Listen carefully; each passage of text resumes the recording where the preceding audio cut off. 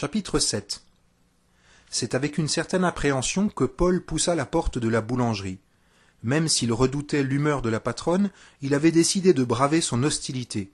Il n'allait pas continuer à chercher son pain à Münster en voiture, alors que là, ça lui prenait 2 minutes à pied. À son grand soulagement, il n'eut pas à affronter la boulangère en tête-à-tête. Il fut accueilli très chaleureusement par Laure, la pasteur, venue chercher 2 grosses miches de pain complet. « Alors, monsieur Fischer, comment ça se passe, cette installation? Ça y est, vous quittez définitivement Paris ?» Eh oui, Acquiesça Paul. il faut dire que rien ne m'y retenait. Alors j'ai tenté ma chance pour retrouver du boulot dans le coin. « Et vous avez obtenu quelque chose ?» Oui, j'ai trouvé une place dans une banque sur Mulhouse. Ce n'est pas la porte à côté, mais ça me prend moins de temps que certains jours pour faire 6 kilomètres dans Paris. Un poste intéressant? Bof, pour ma carrière, c'est un sacré recul. Je me retrouve derrière un guichet alors qu'avant je dirigeais 16 personnes. Mais l'agence a l'air sympa. Et puis c'était déjà assez providentiel de décrocher un poste en moins de 2 mois, et je ne vais pas cracher dans la soupe. Du coup, votre fille va faire sa rentrée ici? Oui, elle est aux anges. Elle entre en première à Münster en section audiovisuelle. Elle en rêvait depuis 2 ans. Mais sur Paris, c'était juste pas possible. Moi, je suis bien content qu'elle soit dans un petit lycée, parce que l'année dernière, c'était un peu rock'n'roll, côté études. Mine de rien, Paul guettait la boulangère du coin de l'œil, laquelle faisait mine de réarranger ses pains sur les étagères. Bien sûr, elle n'en perdait pas une miette de la conversation, ce qui lui permettrait d'alimenter les potins de comptoir pendant 1 semaine au bas mot. Raison de plus pour lui donner des infos de première main. Il prolongea donc de bon cœur l'entretien avec la pasteur. Nous sommes absolument ravis de vivre ici.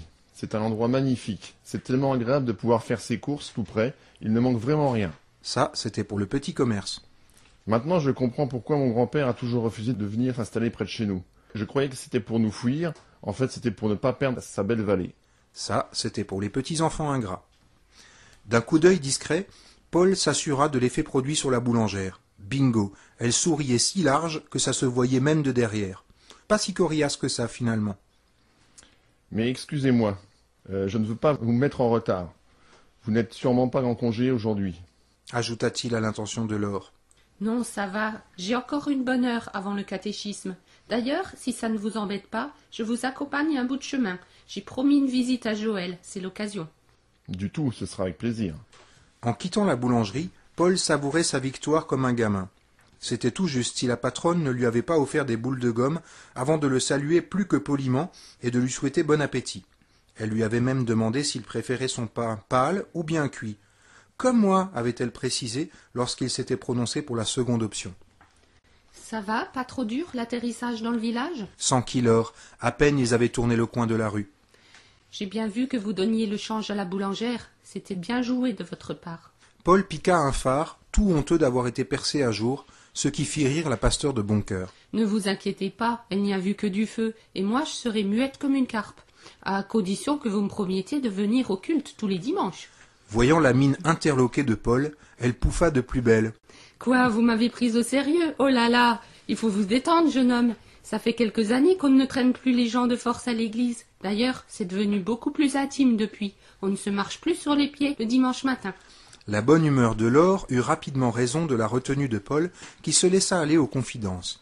Il était ravi de sa nouvelle vie, mais ce qu'il redoutait le plus, c'était de rester à jamais l'étranger, le petit-fils indigne, et que même Léa ne réussisse jamais à s'intégrer. « Ne vous fiez pas aux apparences, » le rassura la pasteur. « Ils sont un peu bourrus comme ça, mais au fond, ils sont bons comme du bon pain, si vous saisissez l'allusion. Mais n'empêche, il vaut mieux être dans leur petit papier. Pour un parigot, c'est vrai que ce n'est pas gagné d'avance. Une chance que vous soyez protestant avec un nom alsacien et un faciès pas trop exotique. » « Sérieux ?» ?»« Malheureusement, oui. » répondit Laure, soudain plus grave. « Ici, ce n'est pas pour rien qu'on prêche tous les dimanches le respect et la tolérance. Ils veulent bien aimer leur prochain, sous réserve qu'ils leur ressemblent trait pour trait. » conclut-elle, avant de s'esclaffer à nouveau. Entre-temps, le duo avait atteint le portail de Joël, qui les invita à entrer prendre un café. Après tout, on était samedi, et Paul n'était libre qu'un samedi par mois. Il fallait en profiter. Laure et lui acceptèrent volontiers, à condition de ne pas excéder une demi-heure, l'une ayant ses confirmants à retrouver, l'autre attendant le retour de Léa par le train de 10h38. L'adolescente avait fait un saut rapide à Münster pour acheter quelques fournitures scolaires dans la papeterie de la Grand-Rue. Ils devaient ensuite cueillir ensemble les mirabelles qui commençaient à confire à même la branche et finiraient tout au sol au premier coup de vent. En prenant congé de Laure et de Joël, une grosse demi-heure plus tard, Paul passa rapidement par son ordinateur pour relever ses mails. Parmi le fatras de spam et de pétitions en tout genre, il releva un message de Lionel, expédié de Tokyo la veille au soir. « Salut frérot, j'espère que l'installation à Mulbar se passe bien. Je crois que tu as fait le bon choix, même si de mon côté je ne pourrais jamais vivre dans un bled pareil. Comme tu le disais, ça sera plus facile d'avoir Léa à l'œil, elle sera peut-être moins tentée de faire des âneries qu'à Paris. Encore qu'à mon avis, il y a de la racaille partout, même à la campagne. Mais là au moins, tu ne risqueras pas de tomber nez à nez avec Sophie à tout moment. J'ai une proposition à te faire pour la maison. Tu sais que mes affaires marchent bien. J'ai pulvérisé mes objectifs au premier semestre et je viens d'engranger une prime rondelette. Je ne dis pas ça pour frimer, juste pour expliquer la suite. Je sais que ça ne va pas être facile pour toi de rembourser Sophie. Alors voici l'idée. On crée une SCI, je rachète sa part, pour qu'on soit peinard, on fait une AG constitutive où on précise que nous sommes co-actionnaires à 75%, moi, et 25%, toi, et que tu es logé à titre gratuit pour assurer la supervision et le bon entretien des lieux. Il faudra juste que tu penses à déclarer la valeur de l'avantage en nature dans tes impôts, mais à part ça, il ne t'en coûtera pas un rond.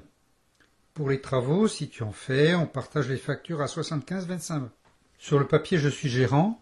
En vrai, tu fais ce que tu veux, on se consulte juste pour les grosses décisions. Qu'est-ce que tu en penses? Si un jour tu le souhaites, tu pourras toujours m'acheter des parts ou les faire acheter par Léa petit à petit pour qu'elle ait un pied dedans. Allez, je te laisse réfléchir. Embrasse-la pour moi, Lionel. J'ai bien reçu ta proposition, merci. Mais pour toi, quel est l'intérêt? Tapa rapidement Paul en réponse. La réaction de Lionel ne prit que quelques secondes. Il devait être encore au bureau malgré l'heure tardive et donc connecté à sa messagerie.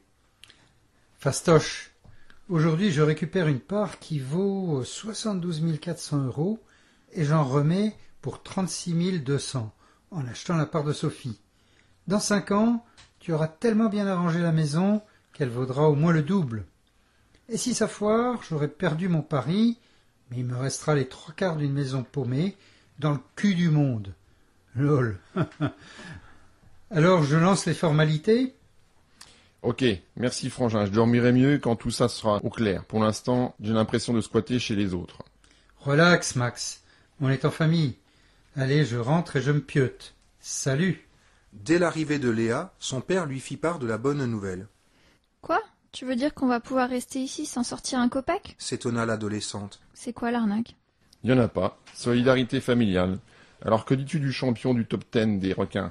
Ça va, je retire. C'est vraiment cool de sa part. Mais bon, du coup, on habite chez lui. Oui, mais qu'est-ce que ça change? Bah quand même, ça sera lui le boss. Tu crois qu'il sera d'accord pour les panneaux solaires? C'est pas vraiment le roi des écolos, ton frangin. Il n'y aura qu'à dire que c'était une dernière volonté du grand-père. Après tout, il l'a mis dans son testament. Vu comme ça... Toute la soirée, en préparant la confiture, père et fille commencèrent à échafauder des plans d'avenir.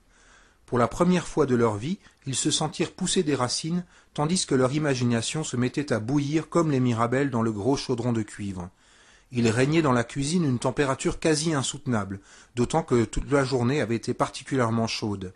Tel Hadès en personne, Paul, le visage ruisselant et la chemise trempée, alimentait sans relâche la cuisinière à bois qui ronflait comme une créature des enfers. Il faudrait songer une prochaine fois à cuire les fruits autrement, d'autant que la cueillette se déroule toujours en été, du moins pour ce qui est des mirabelles. Paul se promit de faire un tour sur le site internet d'une entreprise de la Drôme qui propose des cuiseurs solaires. La maison d'Émile avait désormais repris vie. Pour Paul et Léa, elle était bien plus qu'un simple toit qui les abritait, eux et les quelques cartons qu'ils avaient rapportés de Paris. S'ils avaient réussi à caser toutes leurs affaires dans le vaste coffre du Brec, leurs idées, elles, se sentaient à l'étroit sous leur crâne et ne demandaient qu'à conquérir le monde. Chapitre 8. La nouvelle était tombée au journal du soir. Pour la première fois, le litre de gasoil avait franchi la barre des 2 € dans bon nombre de stations-service du pays. Pour l'essence, c'était chose faite depuis belle lurette.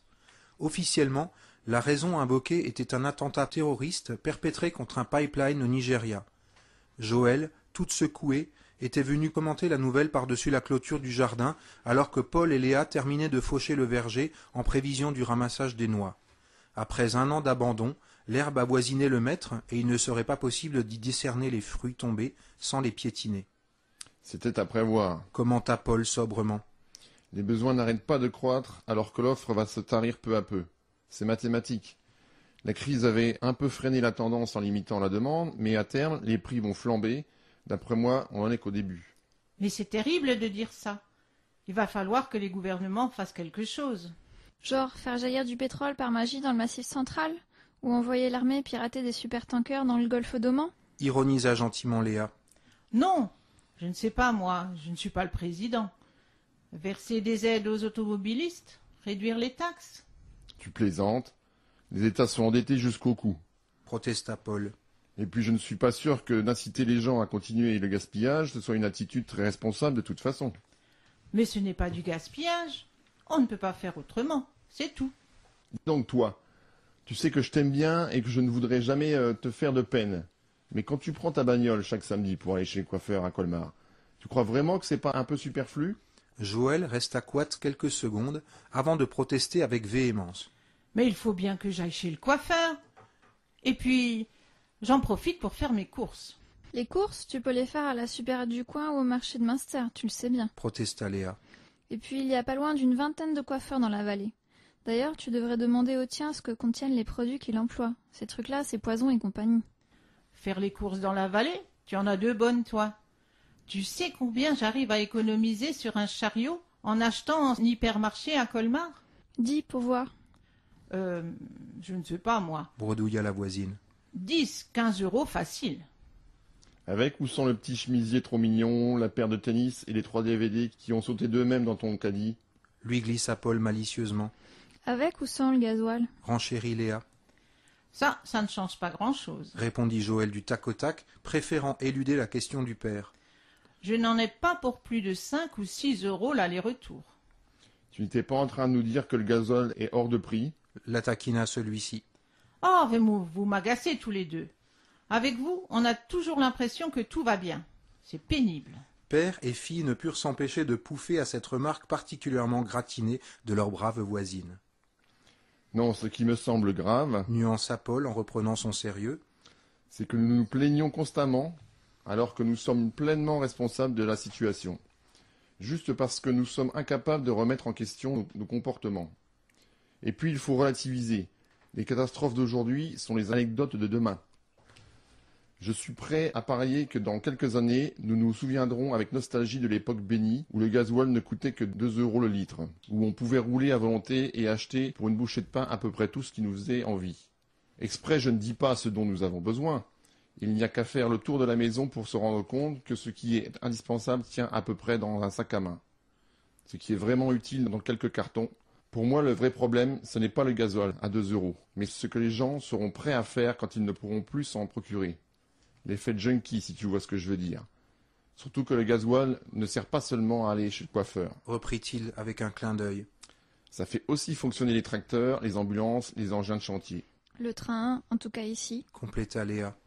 Mais toi, il faut bien que tu ailles travailler, non? Rebondit Joël. Tu trouves ça normal de passer le quart de ton salaire dans ta bagnole? C'est vrai que ça me fait mal. Admit Paul. Mais il faut croire que ça ne fait pas encore assez mal, sinon je m'arrangerai autrement. Du genre Mulbar-Mulhouse aller-retour à vélo 5 fois par semaine? Consciente d'avoir marqué un point, Joël triomphait. Du genre aller habiter à Mulhouse, Suggéra Paul. ou prendre le train si j'étais moins flemmard. Il faudra juste que je me lève un quart d'heure plus tôt, à cause du battement à Colmar. Ce sera beaucoup plus sûr. Et je pourrai bouquiner pendant tout le trajet. Ou alors covoiturer à 4. Facture déduite des 3 quarts et convivialité assurée. 4 fois moins de circulation sur les routes, 4 fois moins de risque de se faire rentrer dedans, 4 fois plus de stationnement disponible. Le pied. La voilà ta bonne résolution de la rentrée, papa. Moi, j'ai promis de ne plus jamais sécher. Toi, tu covoitures avant la Toussaint. Ok, tenu. Mais si je ne trouve personne? Tu trouveras. Suffit de chercher. Et de convaincre. Mais vu les prix à la pompe, ça deviendra de plus en plus facile. Et puis sinon, tu ne devais pas avoir un entretien pour un boulot à Colmar? Si, c'est mardi prochain. Vous croisez les doigts pour moi, hein? Promis. Jurèrent les deux femmes en chœur. En tout cas, Joël, je suis à peu près sûr que tu vivrais mieux sans voiture. Tu travailles à Münster, il y a le train. Et pour les sorties le soir? Prends un taxi, c'est fait pour. Tu sais combien ça coûte? S'étrangla la voisine. Pas précisément. Admit Paul. Mais toi, sais-tu combien te coûte ta voiture en un an? Achat, entretien, assurance, gasoil, je suis sûr que tu ferais des sacrées économies. De quoi te payer chaque année une belle semaine de vacances. Et puis si une fois tu es coincé, on peut te prêter le break. Ou sortir tous ensemble. Ajouta Léa, jamais en panne d'idées. Et si vous n'êtes pas là? Tu sauras l'autre soir. Suggéra Paul. Ou tu te fais emmener par une copine. Ou tu y vas avec la Dodge d'Émile. Renchérit Léa. Succès assuré sur le parking de la boîte. Oui, mais ça ne le fait pas votre truc. Tout le monde a une voiture. C'est normal. C'est bien ça le problème. Souligna Paul. L'argument culturel. Résuma Léa. Le seul qui résiste à tout, même au bon sens. Bon, papa, c'est sympa ta petite leçon d'écologie, mais il faudrait qu'on finisse de faucher. J'ai encore un devoir allemand pour hier. Si je ne le rends pas et que je me prends une bulle, tu vas encore dire que je ne suis pas sérieuse. Tout en maniant l'antique faux de son grand-père, ils avaient trouvé une débroussailleuse au fond du garage, mais pas moyen de la faire démarrer, Paul calcula tout ce que lui permettrait d'entreprendre l'abandon du poste voiture dans son budget. Il n'en était pas vraiment sûr parce qu'il avait besoin de poser les opérations sur papier, mais à peu de choses près, ça financerait une installation d'eau chaude solaire au bout de quelques mois. Cette conclusion le laissa songeur, appuyé sur le manche de son outil, tandis que Léa haranait à 3 mètres derrière lui. « Et dis donc, toi, Se plaignait-elle en recherchant son souffle. tu as un RTT ou c'est ta convention collective qui spécifie que tu dois en faire moins que les femmes ?» Toi, la ferme. Ou je t'envoie faire de la muscu au club de fitness. Lui retourna Paul sur le même ton, déclenchant l'hilarité de sa fille. À la tombée de la nuit, ils avaient achevé leur besogne, dégoulinant de sueur, mais heureux, les neurones oxygénés à bloc et prêts à attaquer une nouvelle semaine dans la joie et la bonne humeur. Pour ne rien gâcher, ils pouvaient se féliciter de n'avoir pollué ni les narines, ni les oreilles du voisinage, sans parler des leurs. Le foin récolté ferait de surcroît le régal de leurs 7 lapins l'hiver prochain. Chapitre 9. Flanquée de son bébé qu'elle portait dans une écharpe, la jeune femme observait Paul depuis un moment, alors qu'il se battait avec une vieille pompe à vélo pourrie pour tenter de regonfler le pneu arrière du VTT préhistorique de son grand-père. « Je peux vous aider ?» lança-t-il par pure politesse, alors que manifestement il s'y prenait tellement mal que ça aurait plutôt été le contraire. « Possible. » répondit la jeune maman, laconique. Paul balança la pompe au fond du garage d'un geste peu élégant et s'approcha du portail. C'est alors qu'il reconnut la jeune femme de l'église. « Anne-Cécile. » Se présenta celle-ci sans chichi. « Et elle, c'est Émilie. » ajouta-t-elle en désignant sa fille endormie contre son sein. « Paul, bonjour. Que puis-je faire pour vous ?»« Savez-vous lire ?»« Oui. » confirma-t-il, un peu surpris par la demande. « Vendu. J'étais sûre que vous feriez l'affaire. Mon instinct ne me trompe pas. » « Puis-je tout de même savoir en quoi consiste la mission ?»« Lire, justement. » »« Fort bien, mais encore. Lire le journal, lire dans les pensées, lire l'avenir ?»« Lire dans un livre ? Fastoche. » Vous, dans 2 minutes, vous allez me demander d'être lecteur à l'église. » Supputa Paul, méfiant. « Ah oui, c'est vrai. J'aurais pu vous proposer ça aussi. Remarquez, si vous y tenez, ça peut se négocier. Mais non, l'idée de départ était bien plus périlleuse et compromettante.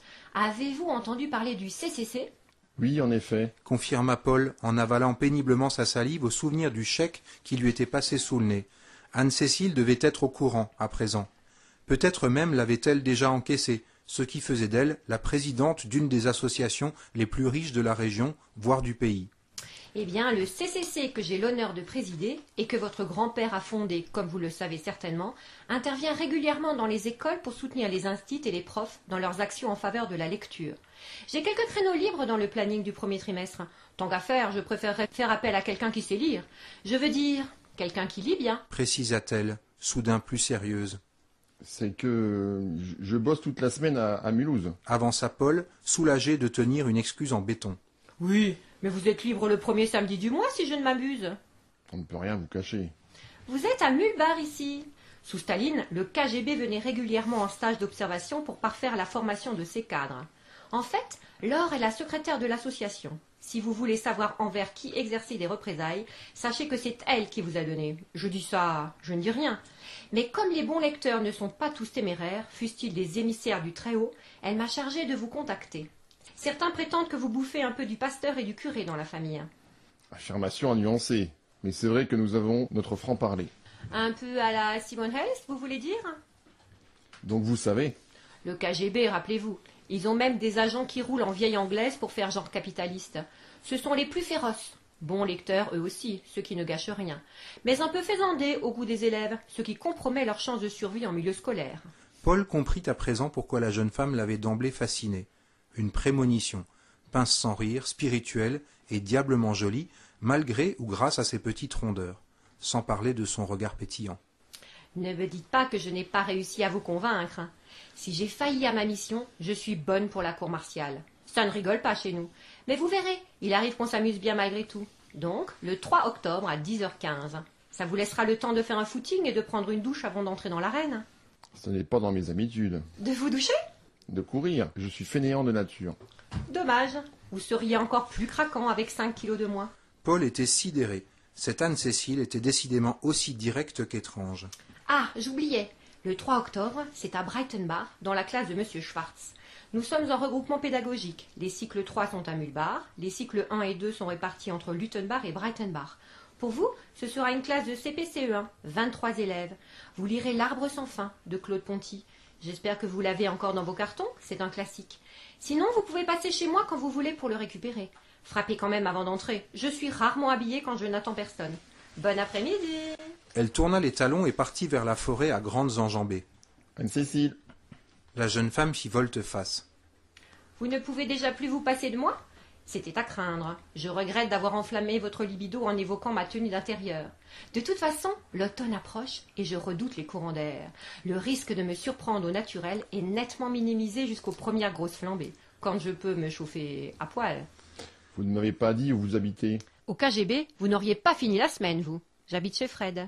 D'ailleurs, c'est mon mari. Il n'y a donc rien de surprenant dans le fait que nous habitions ensemble.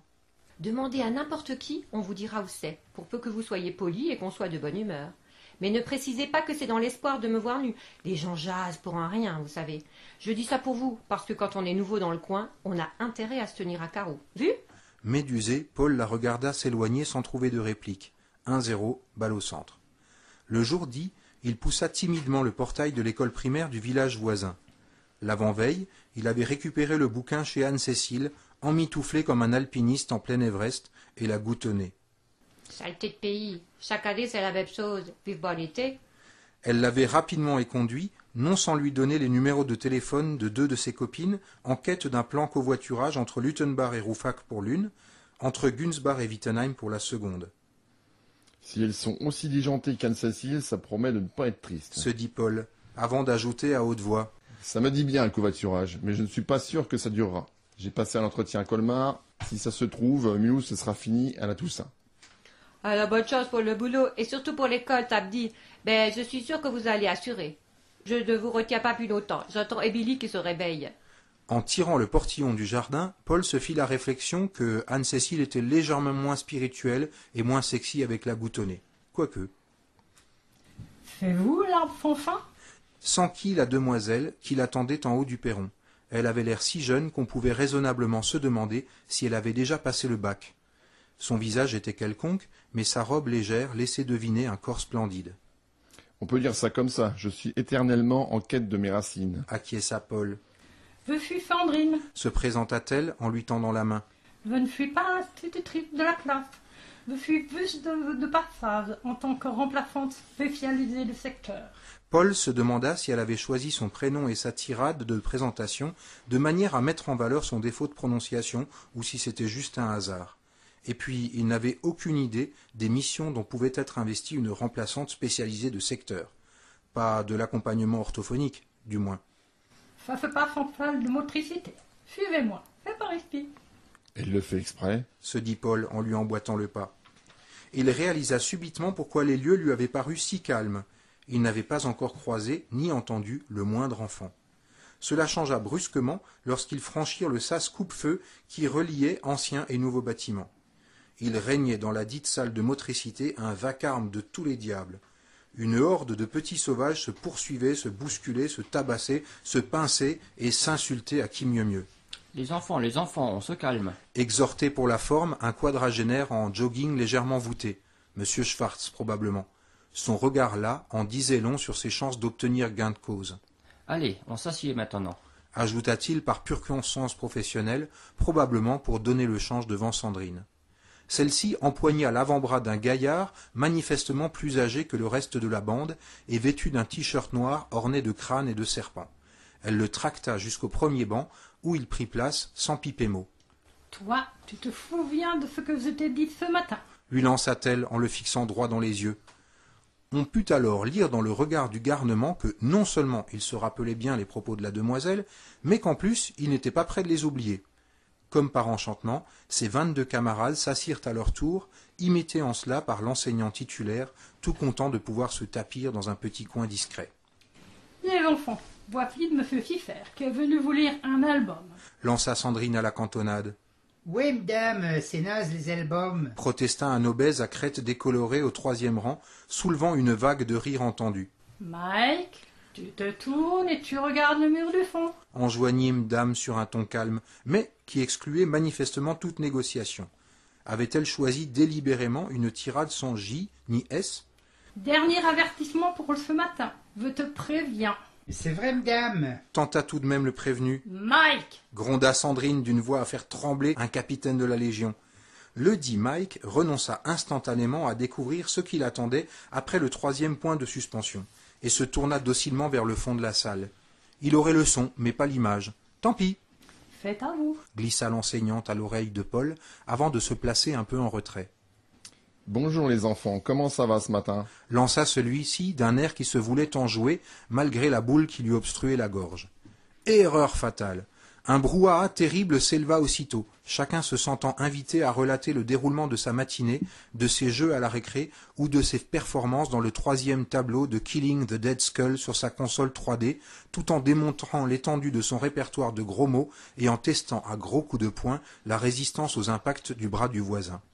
Sandrine frappa énergiquement dans ses mains et le vacarme cessa instantanément. C'est comme si elle avait pressé la touche mute d'une télécommande invisible. Impressionnant. Paul comprit à ce moment précis ce qu'elle entendait par « Institut Pfeffer de Fecteur ».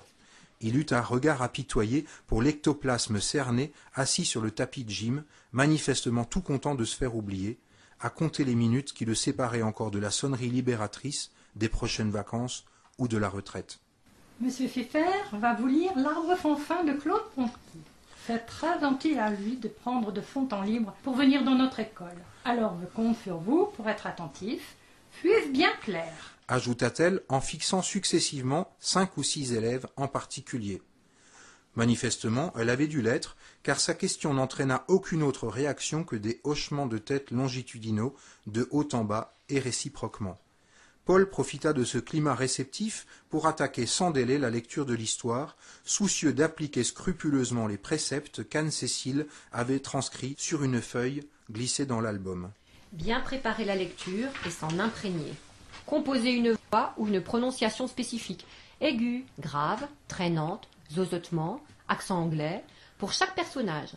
Répéter plusieurs fois pour être sûr de ne pas dire « je suis la petite souris » avec une voix de grizzly enrouée.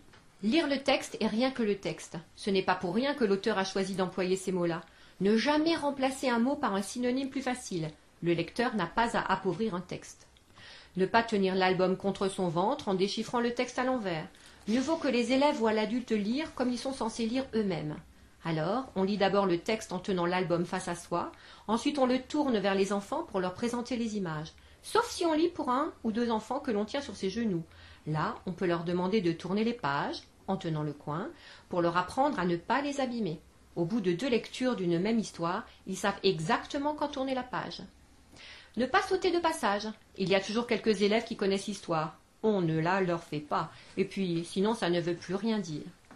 Ne pas décrire les illustrations, sans quoi il n'y aurait pas besoin d'illustrations. Si vous dites « c'est un arbre », c'est soit qu'il est trop mal dessiné pour que l'enfant voie que c'est un arbre, et là, c'est carrément grave pour l'illustrateur, soit que vous le prenez pour un crétin, auquel cas, c'est grave pour vous. Et puis surtout, ça casse le rythme de l'histoire. Ne tolérez aucun sabotage par bavardage ou pitrerie, les seules réactions bienvenues étant les manifestations spontanées directement suscitées par le récit. Surprise, peur, rire. Dès la page 3, Paul eut l'occasion de mettre en pratique ce dernier précepte qui lui avait valu la veille au soir quelques insomnies et sueurs froides. Une péronnelle survoltée, bourrée de coups de coude sa voisine, jusque-là attentive, en lui montrant du doigt quelque chose à l'extérieur de l'école que Paul ne pouvait voir de là où il se trouvait. Après avoir marqué un blanc de quelques secondes pour capter son attention, « Tiens, il n'y a plus de son », il la fixa intensément en fronçant les sourcils. Les coups d'œil impressionnés que s'échangèrent les élèves et le pouce levé que Fandrine lui adressa discrètement le confirmèrent, il avait visé juste et était en passe de réussir son baptême du feu. Il lui sembla même déceler une lueur d'admiration ou d'envie dans le regard las de l'instituteur. Emporté par son élan, il décida de prolonger la rencontre une fois l'album refermé. Qui connaissait déjà cette histoire? 5 petits doigts se tendirent. Est-ce que quelqu'un peut nous dire comment s'appelle la petite fille de l'histoire? À la surprise de Paul, Crâne et Serpent faisaient partie des 10 volontaires pour répondre. Il lui fit signe du regard. Diplo quelque chose, tenta-t-il, soulevant l'hilarité du groupe. C'est presque ça. Arbitra Paul pour faire taire les railleries. Il faut dire que c'est un nom inhabituel.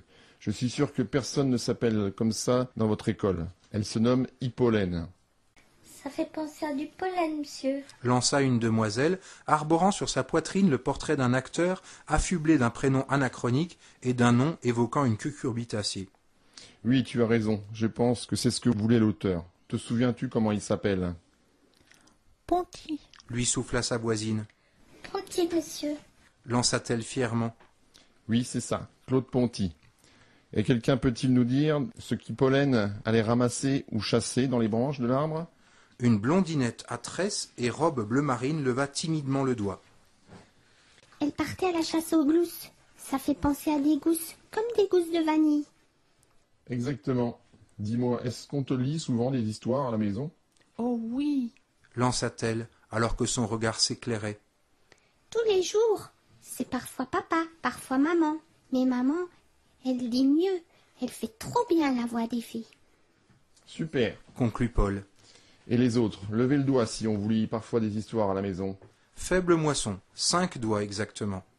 Ébranlé par ce résultat inquiétant, Paul lança spontanément, trop vite pour ravaler sa langue. Qui aimerait que je revienne lire un album le mois prochain? Sur ce coup-là, il fit un score digne d'une présidentielle cubaine. Eh bien, fait très vanter à vous, monsieur Pfeffer. Enchaîna Sandrine. Je crois qu'on peut le remercier et l'applaudir. 46 petites mains lui firent une ovation soutenue. Quelques « ouais » fusèrent. Bizarre sensation pour Paul. Ça devait être une des premières fois de sa vie qu'on l'acclamait de la sorte. En tout cas, il fut très touché par la foncière gentillesse de ses enfants, qu'il considérait une demi-heure auparavant comme une bande de monstres redoutables. Maintenant, tout le monde va faire envie et dans le calme, ordonna Sandrine d'une voix douce. Il nous reste encore à finir la figure de géométrie. Monsieur Schwartz se leva avec un soupir et alla se poster à la porte. On dirait que vous avez fait FAT toute votre vie. Fapo, ajouta l'enseignante à l'intention de Paul. Je lisais beaucoup d'histoires à ma fille quand elle était petite. Minimisa-t-il modestement. Dont celle-là d'ailleurs. Elle l'aimait beaucoup. Mais ça fait plus de 10 ans. Eh bien, vous n'avez pas perdu la main. Si vous acceptez de revenir, je pense que ça aidera bien monsieur Schwartz. Souligna-t-elle en désignant son collègue du regard. Il n'a plus trop la flamme pour lire les histoires, ni pour le reste d'ailleurs. Ça ne vous aura pas échappé. Oui, ça m'a frappé. Monsieur, elle était trop cool, votre histoire. Lança Mike en passant à leur hauteur, avant de prendre place dans le rang. Et le meilleur, c'est qu'il était absolument sincère. Chapitre 10. Debout devant la boîte aux lettres ouverte, Paul poussa un cri de triomphe qui fit accourir Léa à la fenêtre. Yes, c'est bon. Ça y est, je suis pris à Colmar. Pour l'instant, c'est un CDD de 3 mois, mais c'est déjà ça. Super. Se réjouit sincèrement Léa. Tu seras moins crevé, ça ne te fera plus que le tiers des trajets. C'est mieux pour l'hiver. Tu iras aussi vite en train, la sécurité en plus. Je vais me prendre un abonnement de travail, ça coûte 3 fois rien. C'est les 2 folles qui vont être déçues. Il faudra qu'elles se trouvent un autre chauffeur.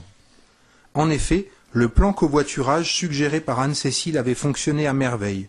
Depuis 3 semaines, Paul se réjouissait littéralement pour ses rendez-vous quotidiens à Luttenbach et Günzbach, qui lui réservaient parfois des surprises amusantes. Un matin, Caroline avait attendu ses partenaires grimés en chef peau rouge. Animatrice dans un centre de réadaptation fonctionnelle, elle devait lancer ce matin-là une semaine à thème sur les Indiens. Au retour, elle portait un déguisement d'ours très réaliste. Vu son gabarit plutôt massif, elle faisait presque peur dans le crépuscule de ce début d'automne. Une autre fois, Françoise avait passé tout le trajet à leur déclamer de la poésie car elle avait préparé un cours sur Ronsard pour ses élèves de première. Mais le plus agréable, c'était la bonne humeur et la spontanéité dont faisaient preuve jour après jour les deux femmes. Malgré leur grand écart d'âge, la seconde aurait largement pu être la mère de la première, elles étaient toujours sur la même longueur d'onde et ne rataient jamais une occasion de rigoler. Autre avantage pour Paul, il était obligé de quitter l'agence à l'heure pour convoyer ses collègues. Cela lui avait permis à 2 reprises d'écourter des réunions ennuyeuses avec sa direction. D'autant plus volontiers qu'il ne se sentait que de passage dans l'équipe, ce que venait de lui confirmer le courrier de son nouvel employeur. Le délai était un peu court pour se retourner, mais il lui restait heureusement des congés à rattraper. Comme l'agence de Mulhouse dépendait du groupe pour lequel il avait travaillé à Paris, son affectation en Alsace avait pu se faire par mutation interne. S'il avait perdu en rémunération, il avait au moins conservé ses avantages sociaux. Mais cela allait changer à présent. À Colmar, il retrouverait un statut de débutant ou presque. Pour marquer le coup, Léa proposa d'inviter Joël, Laure, Anne-Cécile, Nussbaumer et quelques autres connaissances pour boire une coupe de crément le lendemain soir. Bref, tout le CCC, ou presque, résuma Paul. Non, Joël n'en fait pas partie. Du reste, je ne sais pas si quelqu'un le lui a déjà proposé. Pas à ma connaissance, mais bon, ce ne serait sans doute pas trop son truc, la culture. Je n'en suis pas si sûre que toi. Objecta Léa. Elle a pas mal de bons bouquins sur ses étagères, et elle est assez mélomane. N'était-ce pas plutôt son mari qui aimait lire ? Elle est plutôt télé, me semble-t-il. Les soirs où elle n'est ni au boulot ni en boîte, elle reste systématiquement scotchée devant son poste. Peut-être pour se donner l'illusion de ne pas être seule. Suggéra Léa. On n'est jamais seul avec un bon bouquin. Je peux t'en parler, j'ai testé pendant 15 ans. Oui, mais il y a quand même le silence. Pas pour toi peut-être, parce que j'étais toujours là, pas loin. Je faisais des petits bruits, ça faisait une présence. Pour une femme, d'être isolée comme ça dans une grande maison, c'est sûrement dur. Compatit l'adolescente. Tu ne veux pas suggérer à Anne-Cécile de l'intégrer dans le CCC ? J'ai vraiment l'impression qu'elle a besoin de partager, de voir du monde. Elle vient souvent me parler quand je rentre de cours de bonne heure et qu'elle est d'équipe du matin. Pourquoi pas ? Admit Paul. Ce n'est pas le boulot qui manque. Rien que pour les animations autour de la lecture, il y a de quoi faire. Je suis sûr qu'il y a une demi-douzaine de Mike ou de Mikeette dans chaque classe de la vallée, qui ne demanderaient pas mieux que d'écouter de bonnes histoires. Le lendemain soir, après les félicitations d'usage pour la promotion de Paul, la conversation revint sur son intervention à l'école de Breitenbach. J'ai discuté avec Schwartz, il avait l'air impressionné par ta prestation. Releva Laure. Bah, j'ai juste lu une histoire, et les enfants ne sont pas des monstres. Ce n'est pas ce qu'il prétend. Il répète à qui veut l'entendre qu'il n'y a plus rien à tirer des gosses depuis quelques années. Reprit la pasteur. J'ai plutôt l'impression que c'est de lui qu'il n'y a plus grand-chose à tirer. Trancha Anne-Cécile. Il a fallu que je le relance au moins 5 fois pour caler la venue de Paul. Il ne veut plus rien foutre du tout. Je ne suis pas sûre que les enfants en soient l'unique raison, ni même la principale. N'empêche, je ne pourrais pas faire le métier qu'il fait. Le défendit Nussbaumer. Moi, ça fait 53 ans que je bosse et je ne ressens pas le besoin d'arrêter. Mais devant une classe, je n'aurais sans doute pas tenu 10. Heureusement qu'ils sont un peu plus gâtés au cycle 3. Intervint Léa. Clara, la petite sœur de ma copine Lucie, est chez Madame Klein en CM1, CM2. Il paraît qu'elle casse les pieds à toute la famille les week-ends et les vacances parce qu'elle préférait aller en classe plutôt que de rester à la maison. Et c'est pas parce que la maîtresse laisse glander. Si j'ai bien compris, elle est plutôt exigeante. C'est peut-être la façon d'enseigner qui est en cause. Suggéra Laure. Ou ce que l'on enseigne, ou les deux en fait. On prend trop les enseignants pour des éducateurs. Affirma Léa. Au lycée, il faut encore apprendre aux élèves à se taire, à lever le doigt, à dire bonjour, merci et s'il vous plaît. Pendant ce temps, les contenus passent à la trappe. Si les familles comptaient moins sur les profs pour inculquer aux jeunes les bases de la vie en société, ça irait mieux. Rien que le terme d'éducation nationale, ça entretient le flou quant aux missions des uns et des autres. Releva Nussbaumer. Il me semble qu'à une époque, on parlait du ministère de l'enseignement ou de l'instruction publique. L'éducation à la maison, l'instruction à l'école, ça me semble pas absurde. Il faudrait peut-être aussi repenser les programmes. Suggéra Paul. Ah ah ! Voilà que Paul nous propose la réforme qui changerait tout, que 30 ministres successifs se sont vainement échignés à élaborer. Ironisa Anne-Cécile. Pour moi, c'est tout vu. Trancha Nussbaumer. Lire, écrire, compter, c'est tout ce dont on a besoin. Le reste, c'est du flan. Pas d'histoire, pas de géo, pas de science. S'étonna Laure. Et les langues, qu'est-ce que vous en faites? Intervint Léa. On peut difficilement s'en passer, non? Et l'art, bordel! Si on ne sensibilise pas les gamins à l'école, qui le fera? Glapit presque Anne-Cécile. Ça vous tente, vous, de vivre dans un monde d'incultes qui calculent plus vite que leur ombre et savent accorder un parti passé sans hésiter? Donc on ne peut pas alléger les programmes. Résuma Paul. Mais on dit que les gamins sont déjà surchargés comme ça. Risqua timidement Joël. D'accord avec toi. Approuva Léa. Mais est-ce que c'est vraiment le fait d'apprendre qui les fatigue? Je peux t'en parler. Quand quelque chose m'intéresse, je peux y passer des heures et je ne vois pas le temps passer. Il faut que j'y trouve du plaisir, ou au moins un sens. Si je me dis que ça peut me servir, c'est déjà quasiment gagné. Mais il y a des trucs, franchement... Qui d'entre vous a déjà dérivé une fonction depuis qu'il a quitté le lycée? Et pourtant, on nous saoule avec ça depuis 2 mois. Tu parlais de plaisir. Releva Laure. Peut-être que pour certains, c'est un plaisir de bidouiller des fonctions. Pas dans notre classe, en tout cas. Même le prof, on sent que ça le gaffe sévère. Si Schwartz est aussi peu motivé que mon prof de maths, pas étonnant que son message passe mal et que les enfants rechignent. De fil en aiguille, le groupe en vint à définir les grandes lignes de la pédagogie idéale. Utile, mais aussi ludique et surprenante, faite d'un savant dosage de pragmatisme, de créativité et de contemplation.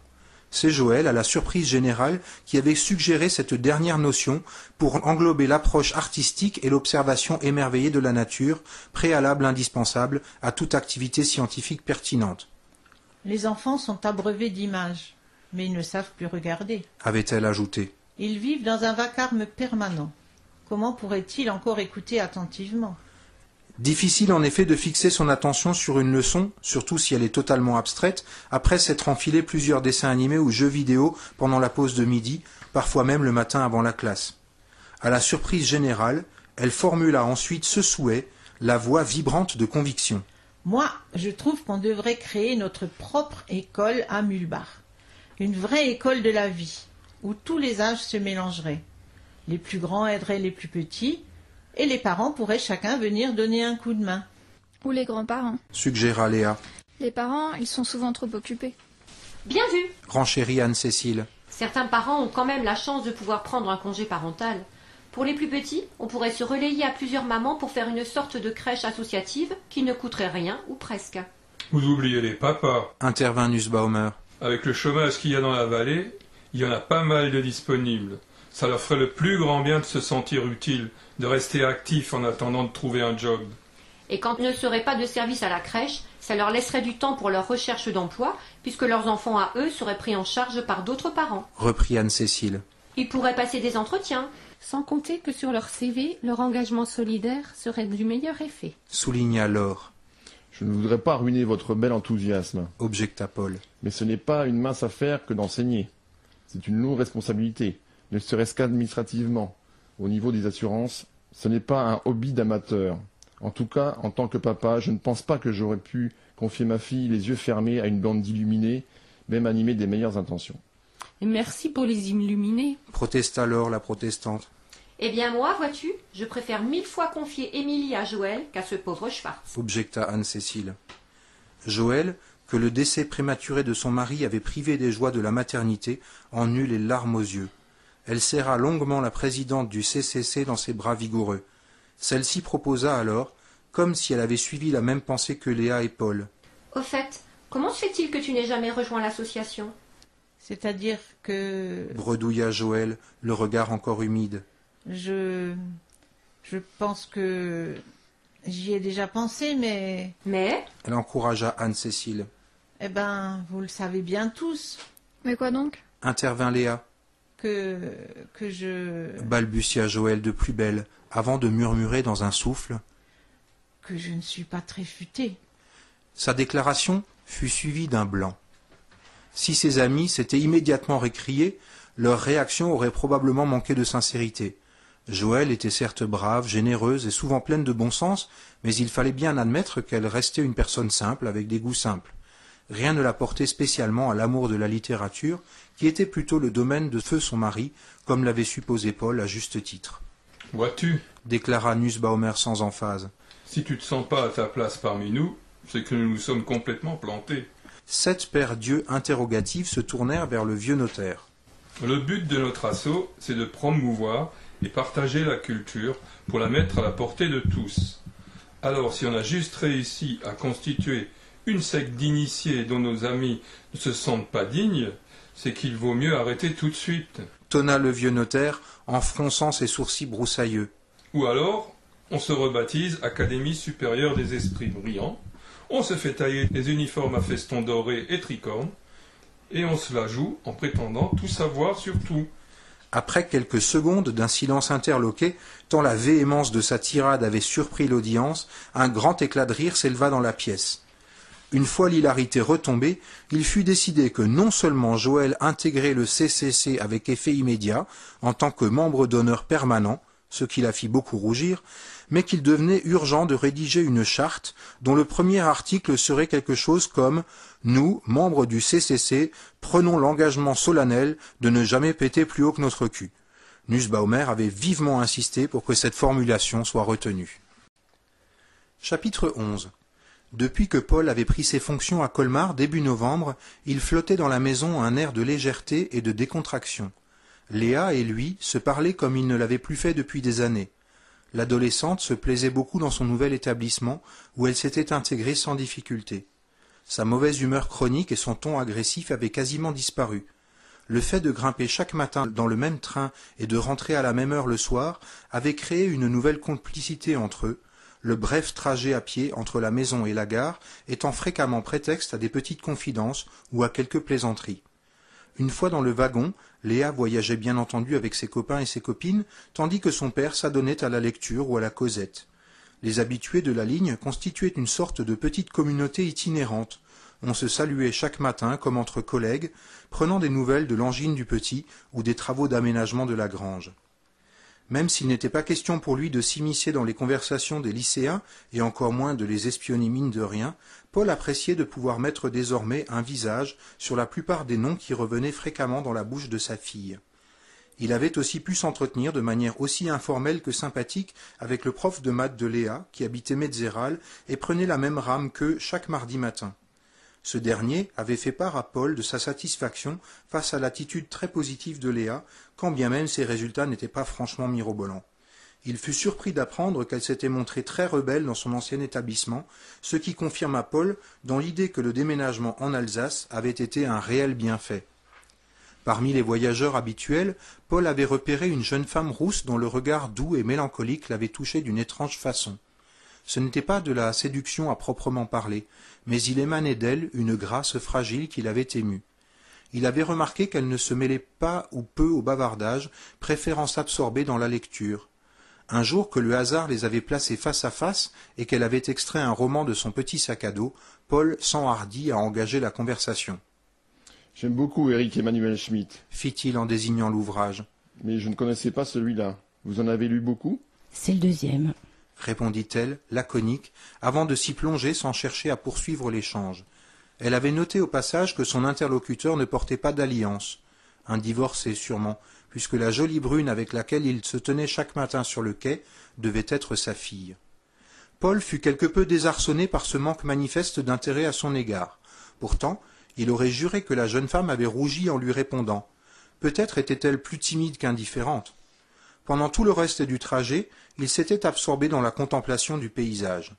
En cette saison, le soleil se levait tout juste à l'heure du trajet matinal. Ce jour-là, l'air était bleu et vif, les montagnes sombres se découpaient avec une rare netteté sur l'azur, incendiées ici ou là de la tache dorée d'un érable ou d'un mélèze. Au débouché de la vallée, des écharpes de brume s'accrochaient encore aux prés couverts de rosée, alors qu'un tapis de vignes rougeoyantes partait à l'assaut des collines caressées par des rayons prometteurs. C'est dans une épaisse purée de pois que Paul sauta sur le quai moins de 10 minutes plus tard en gare de Colmar. Comme souvent, la plaine était noyée sous une chape épaisse qui ne se lèverait probablement pas de la journée. « Je vous le prêterai quand je l'aurai fini, promis. » lui glissa la jeune femme en le dépassant d'un petit pas rapide, les joues encore plus rouges que précédemment dans le wagon. Avant de se fondre dans la foule, elle lui jeta un bref regard par-dessus son épaule. De ce rapide échange, Paul retint le scintillement intense des prunelles vertes, le panache de vapeur qu'elle avait exhalé dans l'air saturé d'humidité et les effluves d'orange et de cannelle qui persistèrent un court instant dans son sillage. Il aurait voulu oublier en revanche l'espèce d'affreux bonnet dont elle s'était affublée en quittant le train, un de ces trucs à pompons en laine bariolée que tricotaient les grands-mères dans les années 60 et qui semblait être revenu à la mode. Les jours suivants, ni le bonnet vintage ni sa propriétaire ne refirent leur apparition dans la rame, pas plus le soir que le matin. Paul se surprit à scruter, le cœur battant, l'ensemble du convoi à chaque fois qu'il y grimpait. Il répondait distraitement à ses compagnons de voyage, ne prenait quasiment plus part aux conversations. Même la lecture ne parvenait pas à fixer son attention. « C'est ridicule, se reprocha-t-il en lui-même. Je ne sais rien d'elle, elle n'est même pas belle, et en plus, elle m'a snobé la fois où j'ai essayé de bavarder un peu. » Oui, mais il y avait eu cette promesse. Quelle promesse d'ailleurs? Prêter un livre? La belle affaire. C'était plutôt insignifiant. Pourtant, est-ce que l'on prête un livre comme ça à n'importe qui? Cela voulait quand même dire deux choses. Qu'il se reverrait au moins 2 fois, au moment où elle lui remettrait l'ouvrage, puis lorsqu'il le lui rendrait. Et aussi qu'elle l'estimait digne de confiance. Mince, mais positif. Il y avait de la bienveillance là-dedans, de l'espoir. Elle reparut fin novembre par un petit matin sombre et pluvieux. Le train avait largement dépassé Münster lorsqu'il la repéra. Elle l'observait à la dérobée, alors que le regard de Paul avait glissé sur elle à plusieurs reprises sans s'y fixer. Pas de boucles rousses rebelles ni de bonnet bariolé cette fois-ci. Vêtue d'un grand manteau noir, les cheveux sagement tirés sous un élégant chapeau de feutre à large bord, elle était presque méconnaissable. Sur ses genoux serrés, ses mains finement gantées tapotaient nerveusement une sacoche de cuir. Avec un petit geste de la tête, elle en tira le roman promis et esquissa un geste pour le lui tendre. En 3 enjambées, Paul l'avait rejointe et saisit l'ouvrage avec empressement. Chose promise, chose due. J'espère qu'il vous plaira. Puis, considérant probablement qu'elle avait rempli son engagement et que l'échange pouvait très bien s'arrêter là, elle sortit de sa serviette une liasse de feuillets imprimés qu'elle parcourut ou reparcourut avec une nervosité manifeste. Ne sachant trop quelle contenance adopter, Paul, toujours debout dans l'allée, s'appuya confortablement à la cloison vitrée qui les séparait de l'espace vélo et se plongea sans plus attendre dans le roman. À plusieurs reprises, il se permit un rapide regard en direction des documents que compulsait la jeune femme. Ils étaient frappés du sigle d'une grande marque d'engins de chantier et représentaient des organigrammes, des schémas et des descriptifs de machines. 2 arrêts plus loin, le siège à côté de la vitre s'étant libéré, elle invita Paul à s'asseoir d'un léger mouvement de ses yeux verts, dont un discret trait de crayon rehaussait encore l'intensité. Installé à côté d'elle, il pouvait sentir son épaule contre la sienne. Il aurait juré que sa charmante voisine se tenait plus proche de lui que la largeur confortable des sièges ne l'aurait nécessité. Mais comme cette légère pression lui était plus qu'agréable, il ne fit rien pour s'y soustraire. Réalisant subitement qu'il n'avait pas tourné une seule page depuis qu'il avait pris place, signalant ainsi son état de rêverie, il se replongea presque à regret dans l'ouvrage, qui avait pourtant éveillé son intérêt dès les premières lignes. Étonnant sujet. Un homme qui s'apprêtait à mettre fin à ses jours accepte de confier son corps à un artiste plutôt que de le détruire bêtement. Celui-ci en usera à sa guise dans une perspective plastique, faisant de son matériau la première œuvre d'art vivante. Ils furent les 2 derniers à quitter la rame en gare de Colmar, lui tout absorbé par sa lecture, elle ayant pris le temps de replacer soigneusement ses documents dans la sacoche. Au moment de sauter sur le quai, elle fit subitement volte-face et d'un geste brusque et maladroit serra le coude de Paul de sa main gantée tout en lui touchant l'épaule avec son front. Dans sa précipitation, elle dosa mal le mouvement et le contact se révéla brutal pour elle comme pour lui. Elle fixa Paul une demi-seconde, l'air navré, puis bredouilla. Souhaitez-moi bonne chance, j'en ai besoin. Avant que Paul ait pu lui souhaiter quoi que ce soit, elle s'éloigna en trottinant, serrant sa sacoche à 2 bras contre sa poitrine. Toute la journée, Paul eut bien du mal à penser à autre chose qu'à Sourisette. C'est ainsi qu'il l'avait baptisée en lui-même. C'était un peu sot, certes, mais il éprouvait le besoin de mettre un nom sur cet être charmant, aux mouvements si vifs qu'ils évoquaient immanquablement un petit rongeur. Il aurait aussi bien pu l'appeler Coup de boule, mais elle était trop charmante pour mériter un pareil surnom. Comment pouvait-elle se prénommer? Catherine? Trop sage. Laurence? Trop passe-partout. Sophie? Oh, pitié, non. Trop de mauvais souvenirs. Sandrine? Ouais, pourquoi pas. Ou Bérénice? Hortense? Trop sophistiquée. Ou un prénom judéo-biblique, genre Rachel ou Sarah. Oui, c'était ça. Elle s'appelait Sarah ou Esther. Myriam? Non, plutôt Sarah. Dans le doute, elle resterait sourisette le temps qu'il en apprenne davantage. S'il avait ouvert le roman à la page de garde, et non au début du premier chapitre directement, il aurait su qu'elle s'appelait Anna Ziegler, et aurait même pu y découvrir son numéro de téléphone au bas d'une petite annotation au crayon qui lui était destinée. « Qu'est-ce que tu as? Tu es tout bizarre. » s'inquiéta Léa au dîner. Moi, non, rien de spécial. « Mauvaise journée? » insista l'adolescente. Non, même pas, la routine. Tu as un drôle d'air. Tu as le regard flou. Tu couves une grippe? Non, tout va bien, je t'assure. Un peu crevé peut-être. En fait, je pensais au bouquin que je suis en train de lire.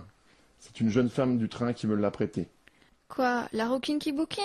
Elle te prête ses livres. Pas ses livres, un livre. Minimisa Paul.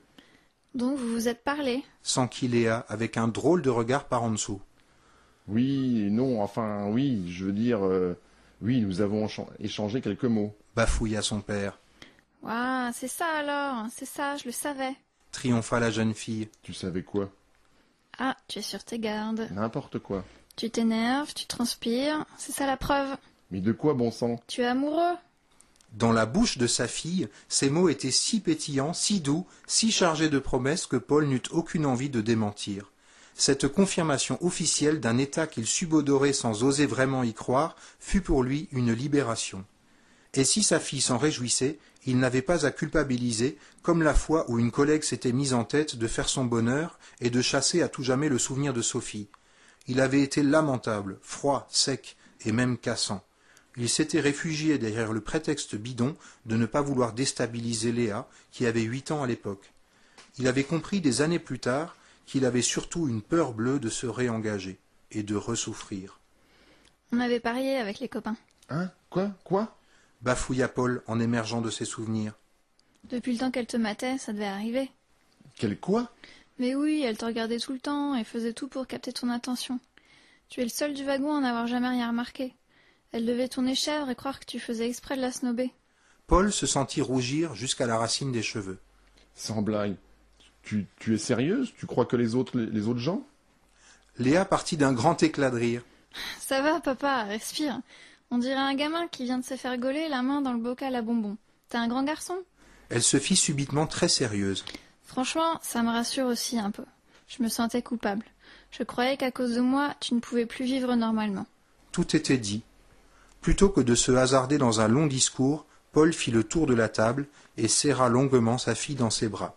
« Je t'aime », finit-il par lui souffler à l'oreille. « Eh, c'est plus à moi qu'il faut le dire maintenant », glissa Léa malicieuse. « Je continuerai de le dire, parce qu'un papa, ça aime toujours sa fille, quoi qu'il advienne. C'est un autre amour, mais pas moins puissant, loin de là. » À 3 kilomètres de Mulbach, Anna finissait un reste de soupe tiède en couvant son téléphone du regard. Des 2 coups de fil qu'elle espérait, elle n'était même pas sûre que celui du DRH de l'usine de pelle mécanique lui ferait le plus plaisir. Pourtant, l'enjeu était de taille.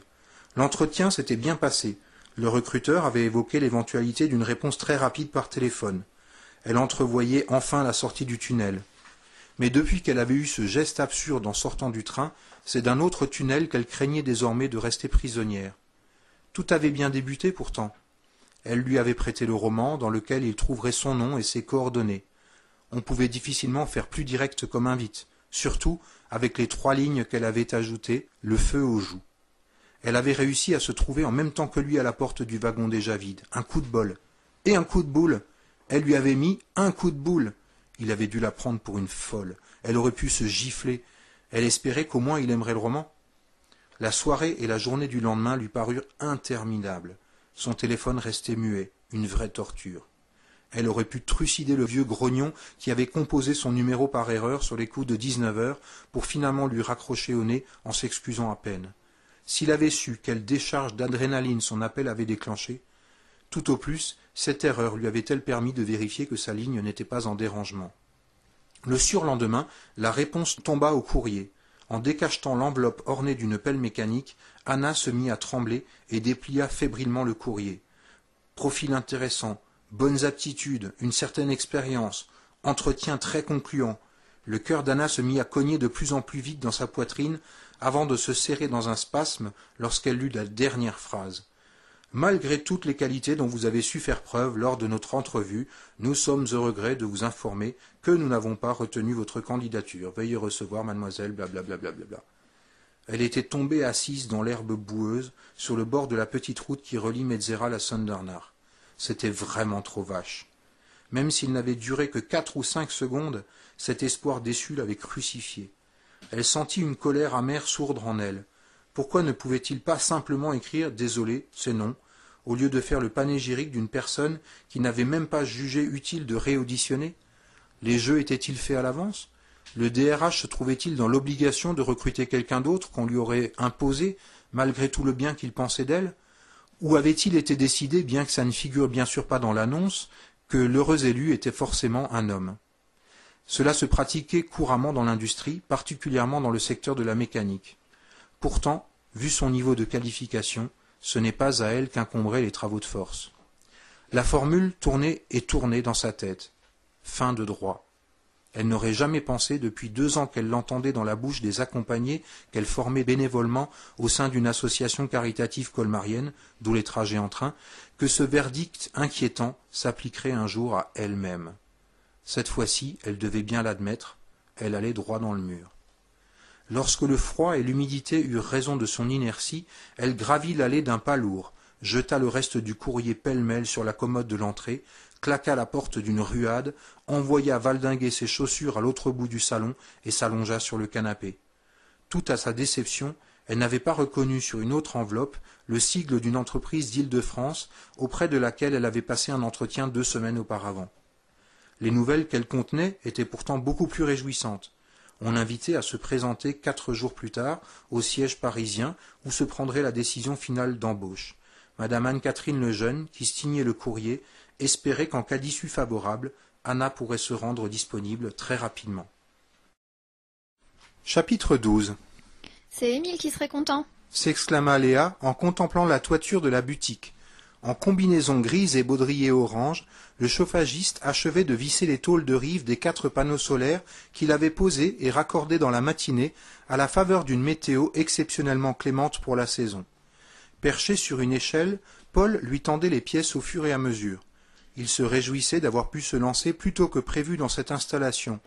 L'abandon des trajets en voiture lui permettait de la financer sur quelques mois. Il avait prévu dans un premier temps d'emprunter la somme nécessaire, mais avait finalement décidé d'utiliser le petit pécule qu'il s'était constitué en vue du remplacement du break. Maintenant que Léa et lui ne l'utilisaient plus que très occasionnellement, il pouvait encore leur durer 10 ans. Comme Lionel avait pris les 3/4 des frais à sa charge, conformément à leur arrangement, Paul avait choisi de surdimensionner l'installation solaire dans l'idée d'aménager prochainement des chambres d'hôtes au-dessus de l'ancien atelier, sans quoi un seul panneau aurait suffi à couvrir l'essentiel de leurs besoins. « C'est pour l'électricité, vos machins ?» apostropha M. Bauer, qui, conformément à ses habitudes, surveillait étroitement le chantier depuis le portail. « Non, répondit Paul. Ce sont des panneaux thermiques pour faire de l'eau chaude. »« Yo, ça, moi, je m'en fous. Faire de l'eau chaude, je peux toujours avec ma cuisinière à boire, mais fabriquer du courant, ça, c'est important. Si un jour on nous le coupe, on sera des cons. » Léa se tailla un franc succès le samedi suivant en imitant M. Bauer lors de la petite fête d'inauguration des panneaux solaires. « N'empêche, il n'a pas tort, » rebondit Nussbaumer. « Moi, ça me fait toujours mal de me dire qu'on est raccordé à une centrale nucléaire, alors qu'avec toute la flotte qui traverse le village, on aurait de quoi fabriquer notre électricité nous-mêmes et sans d'uranium. » Je ne vous savais pas écolo, Ambroise. Le taquina Anne-Cécile, la seule de la bande à l'appeler par son prénom, qu'il détestait. C'est pas la question d'être écolo, c'est du bon sens, c'est tout. Et puis ça veut dire quoi, écolo? Un genre qu'on se donne? Mais n'empêche, si un jour cette vieille marmite de Fessenheim nous pète au nez, on sera tous grillés, les écolos comme les autres, il n'y aura pas de jaloux. Moins d'un quart d'heure plus tard, l'idée d'implanter dans Mulbach une microcentrale hydroélectrique citoyenne avait commencé de faire son chemin. Laure connaissait un particulier qui s'était lancé dans une telle aventure à Mittelach. Apparemment, il ne l'avait pas regretté.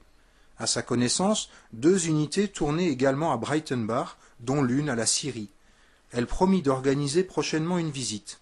La question du financement vint bien sûr rapidement sur le tapis. Nul doute qu'une microcentrale, ça coûte bonbon, selon les termes de Nussbaumer. J'ai cru comprendre que la CCC disposait d'un petit capital. Hasarda Paul, d'un air faussement ingénu, en fixant tour à tour Anne-Cécile et le notaire. À sa grande surprise, la présidente du CCC, d'ordinaire si hardie et sûre d'elle, piqua un phare. J'aurais dû t'en parler peut-être. C'est vrai que tu t'es fait un peu avoir dans cette histoire. Ouais, enfin, on va pas pleurer non plus. L'interrompit Nussbaumer, bourru. Il n'avait qu'à être un peu plus souvent auprès d'Émile après tout. Enfin, toujours est-il qu'on était un peu embêtés avec tout cet argent. On n'en avait pas besoin pour une petite asso comme la nôtre. Du coup, on a décidé à la dernière réunion du bureau de reverser ses droits d'auteur au Resto du Cœur. J'ai fait le virement avant-hier. Paul manqua de s'étrangler avec son jus de pomme maison. Mais vous êtes tous des grands malades, ma parole. Tu imagines tout ce qu'on aurait pu faire avec cet argent? Rien que dans le domaine de la culture, on aurait pu financer une bibliothèque à Mulbar, distribuer des bouquins à tous les enfants, faire venir des troupes de théâtre et offrir des spectacles aux habitants. Je sais pas, moi, c'est une super occasion de faire bouger la vallée. Oui, on a pensé à tout ça. Admit Anne-Cécile. C'est vrai que ça aurait permis de faire plein de choses. Mais le spectacle, même gratuit, n'aurait pas attiré plus de 30 personnes. Les bouquins offerts n'auraient peut-être jamais été ouverts. Quant à la bibliothèque, si c'est pour qu'une vingtaine de familles à peine la fréquentent, le bibliobus fait bien l'affaire. Saupoudrer le village de fric, s'il n'y a pas un vrai travail de fond, c'est comme pisser dans la mer. Excuse-moi pour l'image triviale. Et puis, aucun d'entre nous ne se sentait de gérer une pareille fortune. Surtout qu'il y a eu 2 autres versements depuis celui dont Ambroise t'a parlé.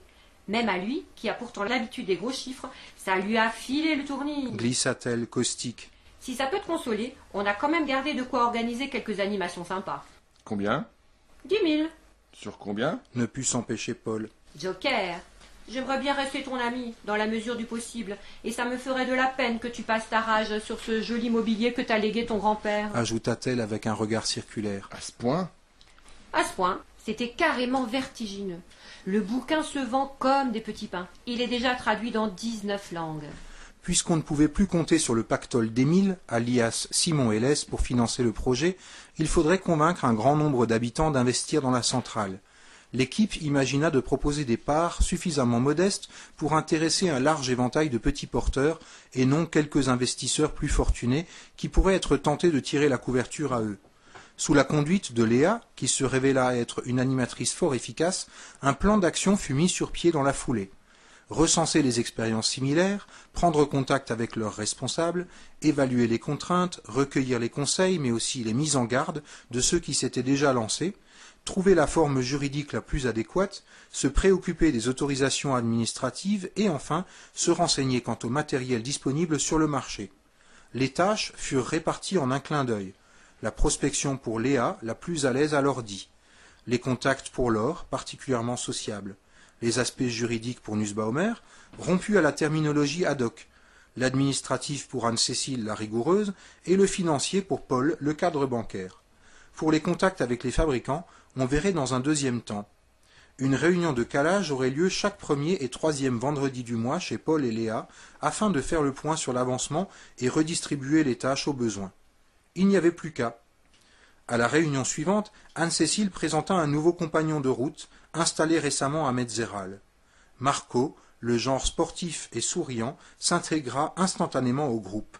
Outre ses qualités relationnelles, il possédait pas mal de connaissances dans le domaine des énergies renouvelables et de l'environnement en général. C'est complètement transition, votre projet de centrale. Fit observer le nouveau venu. Transition? C'est quoi ça? S'enquit Joël. Un nouveau laxatif? Suggéra Nussbaumer. Des explications enthousiastes, quoique un peu complexes que fournit Marco, il ressortait que la transition était un mouvement né en Angleterre en 2008 dans la petite ville de Totnes. Cette bourgade, durement touchée par la crise économique, avait réfléchi à tous les moyens qui pouvaient être facilement mis en œuvre localement pour atténuer les effets de la récession et permettre une vie meilleure, quels que soient les aléas économiques. C'est ce qu'un certain Rob Hopkins, dont Marco promit de faire tourner le bouquin, un manuel pratique bourré d'idées concrètes, nommait la résilience. L'ensemble s'appuyait sur une valorisation de toutes les compétences et de tous les savoir-faire dans un fonctionnement super démocratique et participatif. En gros, cela permettait, selon Marco, de s'affranchir progressivement de la dépendance au pétrole, tout en développant un mode de vie plus sain et plus joyeux. Alléluia! Glapit Laure en conclusion. Force était d'admettre qu'elle était bien placée pour lancer une telle formule. Marco parla également d'une autre initiative résiliente, née elle aussi au Royaume-Uni à la faveur de la crise. Tout était parti de 2 mères de famille qui, inquiètes de ne pas réussir à nourrir correctement leur tribu, s'étaient mises à planter des légumes sur le pas de leur porte. L'originalité de la démarche résidait dans les panneaux « Nourriture à partager, servez-vous, c'est gratuit » qu'elles avaient apposés dans leur plate-bande. Imitées par de nombreux autres habitants, elles avaient lancé mine de rien une petite révolution pacifique. Les Incredible Edibles étaient nés. En moins de 5 ans, la ville de Todmorden était devenue autosuffisante à 85% grâce à la relance des productions locales et des marchés traditionnels. On y affluait à présent du monde entier pour découvrir ce sympathique phénomène et pour transposer l'idée sur tous les continents. Tu vas bientôt prétendre que la crise a du bon, lança Joël, acide. Marco ne se laissa pas désarçonner. Je ne crois pas qu'il faille minimiser les souffrances que rencontrent beaucoup de gens en raison de la récession. Mais si on peut en profiter pour chercher, trouver et développer de vraies bonnes idées, alors elle est déjà moins néfaste. Il paraît que les Chinois n'ont qu'un seul et même mot à leur disposition pour dire crise et opportunité. C'est vrai qu'on ne se pose guère de questions quand tout semble aller bien, admit Laure, qui faisait régulièrement ce constat à travers sa mission pastorale. Pourtant, ça fait un moment que la précarité se développe, fit observer Nussbaumer. Déjà pendant les 30 Glorieuses, on se fabriquait activement des lendemains difficiles. La prospérité, ça endort un peu les consciences. C'est marrant que ce soit vous qui disiez ça, lança Anne-Cécile d'un ton tranchant. Elle semblait décidément avoir un petit compte à régler avec Ambroise. Paul n'apprit que beaucoup plus tard, par une confidence du notaire, qu'Anne-Cécile avait été sa belle-fille. Nicole, l'épouse trop tôt décédée à qui il avait acheté le chalet en Viager, n'était autre que la maman de la présidente du CCC. Émilie était donc quelque chose comme sa petite-fille par alliance. Mais cela ne rendait pas leur rapport limpide pour autant. Anne-Cécile, issue d'une famille maternelle très aisée, comme son prénom pouvait le laisser supposer, avait toujours cultivé un petit côté rebelle. Elle avait mal supporté que sa mère ait quitté son brave type de mari pour se remettre en ménage avec un gros bourge tel que Nussbaumer. Durant les quelques mois où ils avaient vécu sous le même toit, Anne-Cécile, alors âgée de 17 ans et élève de terminale, lui en avait fait voir de toutes les couleurs. Une fois révélée la maladie de sa mère, elle s'était persuadée que son beau-père avait manœuvré sciemment pour obtenir le chalet à moindre coût. Elle avait alors considéré son union avec sa mère comme une mascarade d'un rare cynisme, estimant que Nussbaumer l'avait spolié délibérément.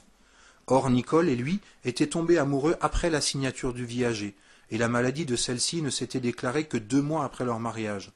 Cela avait été une véritable tragédie que n'avait aucunement atténué la bonne affaire du chalet, comme Paul et Léa avaient pu le percevoir. Après le décès de sa mère, Anne-Cécile était partie rejoindre son père à Lyon pour le plus grand soulagement de Nussbaumer, qui avait eu un drôle de choc en la voyant réapparaître à Mulbach quelques années plus tard, fort heureusement beaucoup plus posé et débarrassé de son agressivité systématique. Ils s'étaient assez vite rapprochés. N'était-ce l'affaire du viager, qui laissait à la jeune femme un sentiment tenace d'injustice? Ils avaient découvert des convergences qui leur avaient échappé au temps de leur cohabitation forcée. Ils avaient cofondé avec Émile le CCC, mus par leur passion commune de la littérature. Justement, le CCC se trouvait maintenant à un carrefour de son existence. Avec l'histoire de la microcentrale, les nouveaux projets ne correspondaient plus vraiment au statut. Le groupe ne voulait plus se limiter à l'animation culturelle, mais souhaitait développer le lien social, l'engagement citoyen, la résilience locale. Sous l'impulsion de Marco, cette notion s'était rapidement imposée comme un objectif principal. Durant les 3 premières semaines de décembre, Paul, Léa, Anne-Cécile et Joël lurent le manuel de transition de Rob Hopkins. Accaparé par les préparatifs de Noël et ses visites aux aînés, Laure se promit de le faire début janvier. Dès lors, il fut sérieusement question de fonder un groupe de transition à Mulbach. À 5 jours de Noël, la petite équipe se retrouva chez Anne-Cécile pour partager un thé aux épices et de délicieux bredala confectionnés par Joël. Fred, très discret comme à son habitude, s'éclipsa pour donner le bain à la petite Émilie, pendant que la conversation s'animait au salon. « Moi, tout ce ramdam qu'on fait autour de Noël, ça me soulève le cœur. » ronchonna Nussbaumer. « Surtout qu'en dehors de l'événement commercial, ça n'a plus aucun sens pour la majorité des gens. » C'est aussi ce que je croyais, nuança Laure. Mais je me rends de plus en plus compte que beaucoup ont besoin de cette lumière au milieu des ténèbres. Même pour ceux qui croient peu, c'est un temps de retrouvailles en famille. On se préoccupe un peu plus de son prochain, on fait un geste envers une asso caritative, parfois on invite une personne isolée. N'empêche que c'est avant tout la fête du gaspillage, et moi, je ne trouve pas ça très chrétien. Déplora Joël avec conviction. Tout ce plastique, ces gadgets débiles dont on n'a pas besoin. Il faudrait revenir à l'essentiel. Diogène, sors de ce corps! Incanta Anne-Cécile, mimant un exorcisme à grand renfort de signes de croix. Vous imaginez comme c'est dur pour ceux qui n'ont rien? Fit Paul plus sérieusement. Et pour ceux qui ont tout et qui sont blasés, ça peine mieux. Renchérit Marco. Comment se réjouir encore de ce qui nous est donné si nous croulons sous le superflu? Et concrètement, vous proposez quoi? Interrompit Léa. Mettre des bombes dans les supermarchés? Déjà, réapprendre aux gamins la vraie valeur des choses. Suggère alors. Que si on peut acheter des montagnes de jouets pour 3 fois rien, c'est parce qu'ils sont fabriqués dans les pays où les travailleurs sont mal payés. C'est curieux comme les enfants, et les adultes aussi d'ailleurs, sont précisément attirés par tout ce que nous sommes plus capables de produire. Tout devient virtuel ou surnaturel, à commencer par le travail. On ne se figure même plus ce que c'est que de créer des objets, de choisir le bon matériau, de maîtriser le bon geste. Les gamins, on peut leur rappeler de temps en temps que le plastique, l'électronique, tout ça, c'est très polluant. Les miens, à 5 et 8 ans, comprennent déjà ça très bien. Bien sûr, ils sont tentés par l'étalage de gadgets qu'ils voient chez leurs copains, mais je peux vous dire que leur lettre au Père Noël n'a rien de délirant. Ils demandent des livres. Théo espère un vélo à sa taille. On lui a dit qu'on en trouverait un d'occasion et qu'il pourrait ensuite le passer à sa sœur quand il aurait grandi. Mina, elle, voudrait une vraie luge en bois pour remplacer le bob que le petit voisin lui a cassé l'an dernier. Bon, il faut dire que je les emmène jamais au supermarché. D'ailleurs, j'y vais peu. Au fait, vous avez déjà fait vos emplettes, vous? Demanda Joël à la cantonade. Un ange passa. À part Laure, qui était bien obligée d'anticiper vu son emploi du temps de décembre, tous durent admettre qu'une fois de plus, ils allaient s'y prendre à la dernière minute et attraperaient un peu tout ce qui leur passerait à portée de la main pour remplir leur chariot. C'est bien beau de parler de la transition. Trancha Joël. Mais si on consomme comme des cons, on n'aura pas besoin de la ramener ensuite avec nos belles théories. Que proposes-tu? Interrogea Paul. Un Noël sans cadeau? Pourquoi tout de suite l'austérité et la déprime? T'as lu le bouquin, non? La transition, c'est joyeux. Faisons des cadeaux utiles, locaux, qui n'encombreront pas les poubelles dans une semaine, un mois ou un an. Et profitons-en pour faire vivre du monde autour de nous. Ok, Joël, mais tu as des idées? Finus Baumer. Franchement, oui. J'ai vu qu'il y a une chapelière sur le marché de Noël à Münster. Elle a des pièces très originales. J'ai donné le tuyau à ma mère. J'espère qu'elle m'offrira le feutre violet que j'ai repéré avec elle avant-hier. Oui, je l'ai vu aussi en passant l'autre jour. Confirma Léa.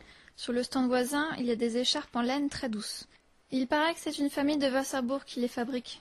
Ils font tout, de la tonte au tissage, en passant par le filage et la teinture. Je ne savais même pas que ça existait encore. Paul nota l'idée, tout content de pouvoir faire plaisir à coup sûr à sa fille. Il ajouterait le bonnet, élégant assorti. Moi, j'aime bien l'idée des paniers garnis. Dit Anne-Cécile. Avec de la bonne tisane, du savon naturel, des huiles essentielles, du miel, plein de trucs pour se faire plaisir. Et comme ça, on pense à la personne qui nous les a offerts à chaque fois qu'on s'en sert. Ouais, c'est sympa, les cadeaux qui durent toute l'année. Renchérit Nussbaumer. Une fois, j'avais offert à mon fils un abonnement à un magazine de cinéma. Ça lui avait fait grand plaisir. Moi, j'aimerais beaucoup qu'on m'offre un an de ma revue de jardinage. Dit Marco. Oui, mais de jardinage bio alors. Souligna Laure. Ouais, avec plein d'articles sur la permaculture. Les simples, les graines germées, tout ça. S'enthousiasma Paul. On pourrait se les faire passer ensuite pour piocher des idées. Léa sourit en coin. Ouf! Elle tenait son cadeau pour son père. Et pourquoi pas une œuvre achetée à un artiste local? Suggéra Anne-Cécile. Genre une céramique, une toile, un bijou. Eux aussi, ils ont le droit de vivre un peu de leur travail. On peut offrir un concert, une soirée conte, ou une pièce de théâtre à domicile à toute la famille. Rebondit Nussbaumer. Ça se fait de plus en plus, paraît-il. Dans la liste impressionnante que les compères dressèrent en un quart d'heure, eux qui étaient prêts à se résigner à faire une opération commando à l'hypermarché, figuraient aussi toutes sortes de cartes d'entrée permanentes et abonnements, de l'espace culturel à Münster à la balnéothérapie, en passant par des soins chez l'esthéticienne, des cours de chant ou de cuisine, des places pour l'opéra, un passe-musée valable toute l'année, un week-end romantique sous une yourte ou dans une cabane perchée, un repas gastronomique, un bon d'achat chez la fleuriste, une séance de prise de vue artistique chez le photographe et bien d'autres. Rien que des plaisirs qu'on se refuse trop souvent alors qu'on en a tant envie et qui ne prennent pas de place dans les placards. Emportés par leur enthousiasme, les compagnons décidèrent qu'ils étaient mûrs pour la transition et fondèrent sur le champ leur nouvelle association, le MVT, pour Mühlbach Village en Transition. Le CCC n'en poursuivrait pas moins ses activités. Mais il faudra penser à accueillir tout le monde et organiser des fêtes, sinon ça fera sec de prétentieux, insista Nussbaumer. Joël proposa alors que chacun prenne 10 bonnes résolutions pour un mode de vie plus résilient, en s'engageant à les mettre en pratique dès que possible. Décidée à donner l'exemple, elle se promit d'arrêter les permanentes et les teintures, d'aller marcher en montagne au moins 2 fois par mois, de ne plus acheter de plats cuisinés à l'huile de palme ou aux OGM, de réactiver son potager, de donner ses vêtements superflus pour la bourse du secours populaire, de boire de la tisane locale plutôt que du café, de ne manger de la viande que 3 fois par semaine au maximum, de se remettre à la lecture, de prendre le train pour aller travailler, en y incitant également ses collègues, et de ne plus mettre les doigts dans le nez en regardant la télé, ce qui provoqua l'hilarité générale. Belle liste de résolutions, admira Paul. Et tu as pondu ça comme ça, au débeauté? Non. Admit Joël. Je me l'étais déjà inscrite. Et si j'arrive à m'y tenir sur 6 mois, j'en ajoute 2 autres. Arrêter de fumer et revendre ma bagnole. Ça tient toujours pour le prêt du break en cas de besoin? Avec plaisir, tu peux compter dessus, confirma Paul. T'es trop cool, lui glissa Léa en la serrant dans ses bras. On a vraiment une super voisine, c'est génial. Comme tout le monde avait très envie de faire la fête, mais qu'il n'était pas question d'empêcher Émilie de s'endormir, ils traversèrent la rue jusqu'au foyer paroissial, libre ce soir-là. Nussbaumer s'improvisa DJ. Ils se mirent à danser comme des petits fous, musique à fond. 1 heure et quelques coups de fil plus tard, ils avaient rameuté une bonne trentaine d'amis ou de voisins, ravis de ces réjouissances improvisées. Sûrs qu'ils s'en trouveraient l'un ou l'autre dans le village pour s'offusquer de ce tapage. Avec la bénédiction de la pasteur qui plus est. Non, mais je vous jure, ça de mon temps, ça n'aurait pas été permis. Oh yeah. Mais pour l'heure, la liesse était communicative et l'ambiance plus que joyeuse. Vers 2 heures du matin, Anne-Cécile rentra chez elle sur la pointe des pieds, juste au moment où Émilie commençait à appeler pour la tétée nocturne. Elle se sentait un peu honteuse d'avoir abandonné Fred à la maison avec la petite, mais ça faisait si longtemps qu'elle ne s'était plus amusée comme ça. Pendant ce temps, au foyer, Joël survoltait, grimpait sur une table et entamait un striptease sous les acclamations déchaînées de la salle. La journée du lendemain fut rude pour Paul. Couché à 4 heures du mat, il avait béni le trajet en train qui lui avait permis de récupérer une demi-heure de sommeil supplémentaire plutôt que de risquer de s'endormir au volant et de finir dans un platane. Heureusement, les clients avaient été rares, surtout pour un samedi. Ils devaient probablement se masser dans les centres commerciaux. Peu d'entre eux avaient osé braver le froid sibérien pour faire des emplettes au centre-ville. Déployant ses longues jambes ankylosées derrière son guichet, Paul s'étira en bâillant et laissa vagabonder ses pensées. Une fois de plus, elles allèrent à l'inconnu du train. Sourisette s'était évaporé dans la nature. S'il avait été un peu plus hardi, il aurait interrogé des voyageurs venant de Metzeral, notamment le prof de Léa par exemple. Mais comme la jeune femme ne parlait guère et préférait manifestement la compagnie d'un bon bouquin à celle de ses semblables, il y a fort à parier que ses compagnons de voyage n'en savaient pas davantage sur elle que Paul lui-même. Peut-être qu'en bavardant avec le maire, qu'il avait rencontré l'une ou l'autre fois, le carillon de l'entrée le tira de sa rêverie. Ah, la barbe, 17h28. Il hésita à déverrouiller la porte du sas. Après tout, il aurait pu fermer avec 2 minutes d'avance. Il était seul dans l'agence, personne ne lui en ferait reproche.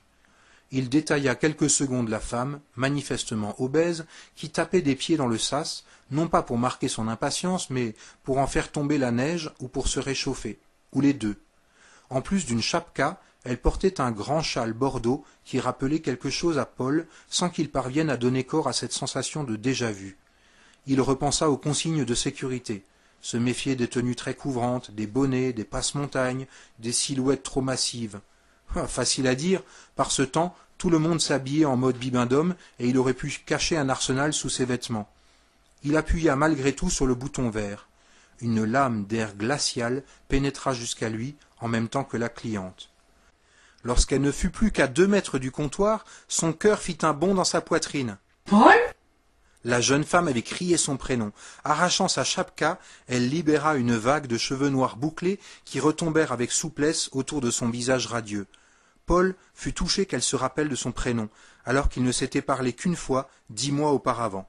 Malika, quelle bonne surprise!